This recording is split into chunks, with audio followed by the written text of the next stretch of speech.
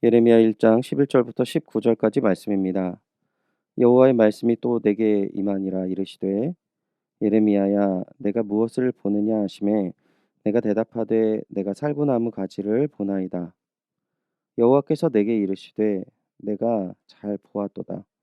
이는 내가 내 말을 지켜 그대로 이루려 함이라 하시니라. 여호와의 말씀이 다시 내게 임하니라 이르시되 내가 무엇을 보느냐 대답하되 끓는 가마를 보나이다. 그 윗면이 북에서부터 기울어졌나이다 하니 여호와께서 내게 이르시되 재앙이 북방에서 일어나 이 땅의 모든 주민들에게 부어지리라.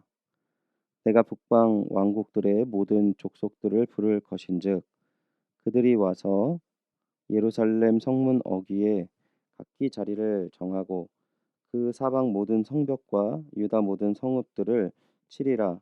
여호와의 말이니라. 우리가 나를 버리고 다른 신들에게 분향하며 자기 손으로 만든 것들에 절하였은즉 내가 나의 심판을 그들에게 선고하여 그들의 모든 죄악을 징계하리라. 그러므로 너는 내 허리를 동이고 일어나 내가 내게 명령한 바를 다 그들에게 말하라. 그들 때문에 두려워하지 말라. 내가 그들 앞에 더 두려움을 당하지 않게 하리라. 보라, 내가 오늘 너를 그 온 땅과 유다 백성, 유다 왕들과 그 지도자들과 그 제사장들과 그 땅 백성 앞에 견고한 성읍 쇠기둥 노성벽이 되게 하였은즉 그들이 너를 치나 너를 이기지 못하리니 이는 내가 너와 함께하여 너를 구원할 것임이니라. 여호와의 말이니라. 아멘. 내가 너와 함께하며 구원하리라 라는 제목으로 5월 3일 월요일 새벽에 묵상의 말씀 나누도록 하겠습니다. 여러분 5월부터 우리는 예레미야서를 함께 묵상하게 됩니다. 예레미야서는 새 언약의 소망을 기록하는 부분을 제외하면 대부분의 내용이 유다에 대한 심판의 메시지와 열방에 대한 심판의 메시지의 내용으로 나눌 수 있습니다. 전체적으로 죄를 지적하고 또한 그 죄에 대한 심판을 경고하는 그 내용으로 나누어집니다. 또한 죄가 심판받는 것을 경고하는 이 선지자 예레미야의 여러 가지 고난을 자세하게 다루기도 합니다. 예레미야 1장은 예레미야가 받은 소명과 두 가지 환상의 내용을 다루고 있는데요. 그는 요시야 왕 시대부터 남유다가 멸망할 때까지 사역하였습니다. 대외적인 시대의 배경이 아수르라는 강대국이 무너지고 신흥 바벨론이 세력의 중심이 되어져 가는 과정을 가졌기에 그 모든 배경과 상황들이 복잡하고 혼란스러운 혼돈의 시대였다라는 것을 보여줍니다. 하나님께서는 그러한 시대에 예레미야를 부르셨습니다. 하지만 예레미야는 자신이 솔로몬 시대에 추방당한 제사장 아비아달의 후손이라는 신분적인 부족함, 그리고 사람들을 두려워하는 아이와 같은 마음으로 하나님의 부르심에 주저하였습니다.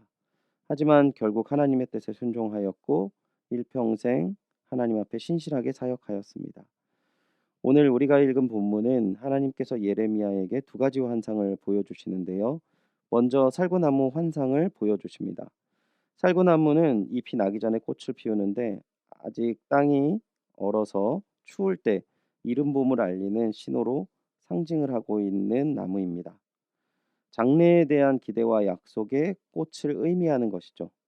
살구나무의 원어는 샤케드라는 단어인데 이것은 지켜보신다라는 의미를 갖고 있습니다. 즉 살구나무의 환상은 살구꽃의 약속처럼 지금 예레미야에게 주신 약속의 말씀을 전부 이루어지게 하겠다라는 하나님의 의지를 담고 또한 앞으로 하나님의 뜻을 보여주고 있는 것입니다. 두 번째는 끓는 가마 환상인데 하나님의 사랑을 저버리고 그 자리에 하찮은 종교 의식과 무가치한 우상 숭배로 대치한 남유다를 북쪽 땅의 아수르를 이어 패자가 되는 바벨론을 통해 심판하실 것이다라는 의미를 담고 있습니다. 모든 환상을 보여주신 하나님께서 예레미야에게 말씀하십니다. 본문 17절인데요. 그러므로 너는 내 허리를 동이고 일어나 내가 내게 명령한 바를 다 그들에게 말하라. 그들 때문에 두려워하지 말라. 내가 그들 앞에서 두려움을 당하지 않게 하리라. 아멘. 하나님께서 예레미야에게 허리를 동이라고 말씀하십니다. 허리를 동인다는 것은 결단과 행동을 보여주는 상징의 표현입니다. 그러니까 예레미야는 사람들 앞에 나서서 하나님께서 그에게 보여주신 하나님의 메시지를 전해야 합니다.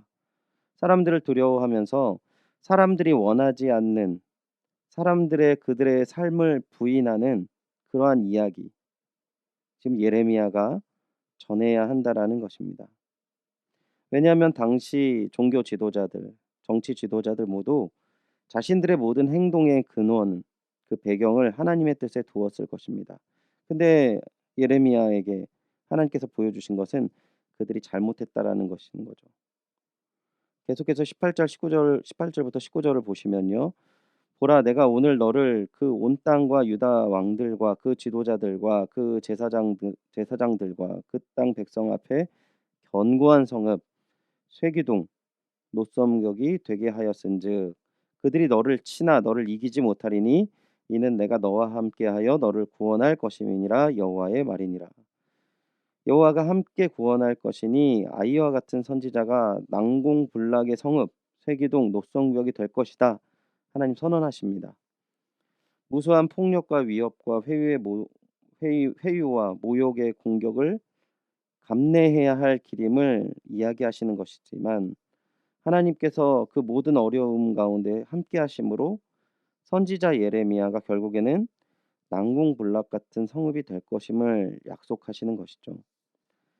사랑하는 주님의 동역자 여러분, 우리는 예레미야서를 통해서 하나님의 심판의 내용으로 우리를 돌아보며 회개할 뿐만 아니라 이 시대의 하나님의 사람으로 어렵고 힘든 신앙의 길을 가지만 난공불락의 성읍, 쇠기둥, 녹성벽과 같은 하나님께서 만드시는 하나님의 사람이 되어가야 하는지를 우리가 돌아보고 또한 하나님의 뜻 가운데 거하는 귀한 은혜가 있기를 간절히 소원합니다. 예레미야는 어려운 길이지만 하나님의 순종해야 하는 이 길을 나아가기를 주저하지 않았습니다. 오늘 우리가 주님 앞에 순종해야 할 사명은 무엇입니까? 그 사명을 막는 두려움은 무엇입니까? 오늘 말씀을 의지하셔서 오직 하나님의 함께하심과 구원을 의지하셔서 마땅히 나아가야 할 순종의 길을 걷는 귀한 은혜가 가득하시는 그 하루가 되기를 다시 한번 소원합니다. 기도하겠습니다. 하나님, 하나님의 부르심은 우리가 정하는 것이 아니요 또한 우리가 바라는 길을 가는 것이 아님을 잘 알고 있습니다. 오늘 예레미야가 가야 할 하나님의 선지자의 길이 너무나도 어렵고 힘든 길이지만 하나님의 함께하심과 부르심에 반응하여 순종하며 나아갔던 것처럼 오늘 이 땅과 이 시대에 또한 조국 교회에 또한 이 사랑하는 하나님이 사랑하는 이 민족 안에 우리를 부르시고 우리를 인도하시며 우리에게 부여하실 귀한 사명들을 생각하기를 원합니다. 또한 그 하나님의 뜻을 바로 분별하고 순종하는 길을 걸어가게 하여 주시옵소서.